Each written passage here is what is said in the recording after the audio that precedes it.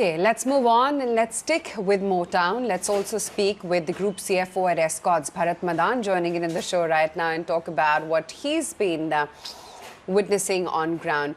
Bharat, hi, good morning. Great to have you on the show. Bharat, what is it that you're sensing about the rural sentiment currently? It's heartening to see the numbers that you actually posted this time around for the month of June after the second wave did impact the rural end of the country as well.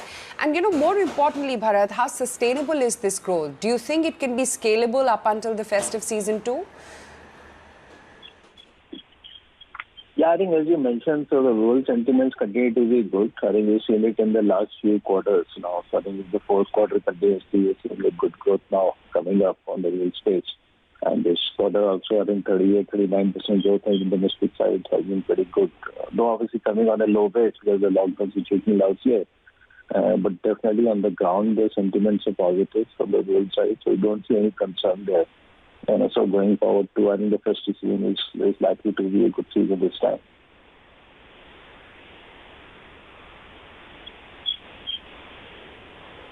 Right. Bharat, you've increased prices 3 times in the last 9 months. Do you think, A, that commodity prices being elevated is here to stay and that's a reality that the entire industry is going to have to grapple with? And then B, do you see a continual price hike regime for you at Escorts?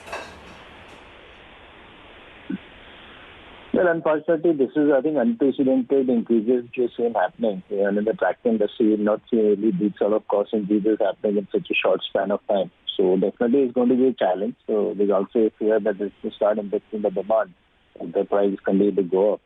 The good thing is compared to auto industry, I think tractor industry is still in a slightly better position. I think the emission norm changes have not been there. So there's one entry change which is supposed to happen from 1st October has been temporarily deferred by about 6 months now, which is for the higher HP tractors. So that also could have further led to the cost pressures, on the customers. So that's one positive. So, but yes, to your remark, they will be able to continue to do that. I think a lot will depend on how the demand really starts impacting, with these sort of cost increases. But definitely looks like some challenges on the ground with these cost pressures coming in. And it's not stopping as of now, so that's an unfortunate part. So we're expecting maybe some more increases may happen. But obviously the decision to price changes will happen based on how the market reacts and how the demand situation pans out in the future.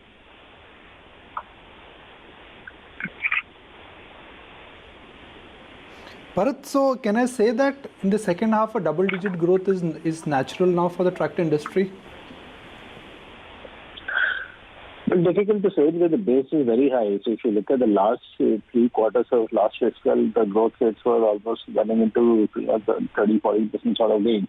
So the base as it is very high for the last year. So the initial indication was industry getting this order of mid-single digit sort of growth. So which means the balance of the year may not see that sort of growth. But always all will depend on how the monsoon really growth and how the festive season goes. As of now, things look positive, but going to a high single digit looks very difficult as of now.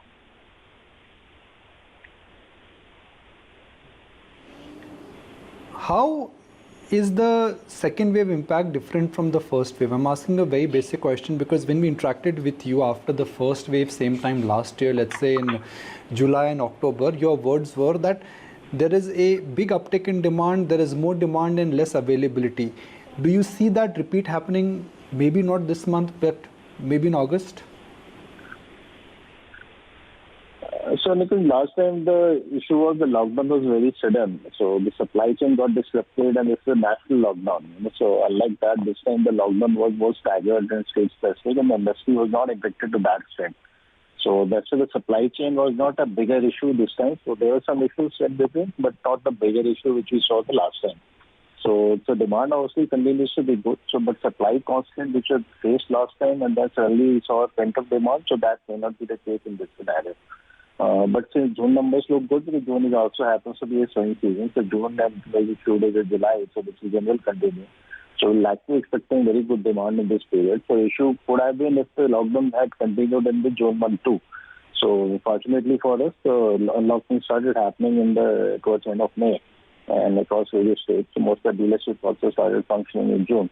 So that was a positive scenario. And obviously, unlike last time where most of the dealerships are not really impacted and the tractors were exempted and falling under essential category. So this time almost two-thirds of the dealerships in the month of April and May were also under lockdown. So because of state lockdown issues and the rural lockdown issues, and this is much wider spread in tier 2 tier 3 city this time. So that had a major impact on the tractor sales in the month of April and May. So maybe some impact has been there on the pent-up demand, which is coming from April and May to June, and also because of the price increases which have been announced.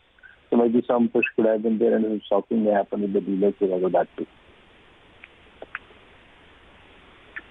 What is your current capacity if your plants operate at 100%? I mean, assuming that there are no supply disruptions. So right now we can do about 120,000 tractors a month, and we expect another 3-4 months time we should be able to reach a capacity, internal capacity of about 150,000-160,000 tractors a year, which will be roughly 12,500 tractors a month.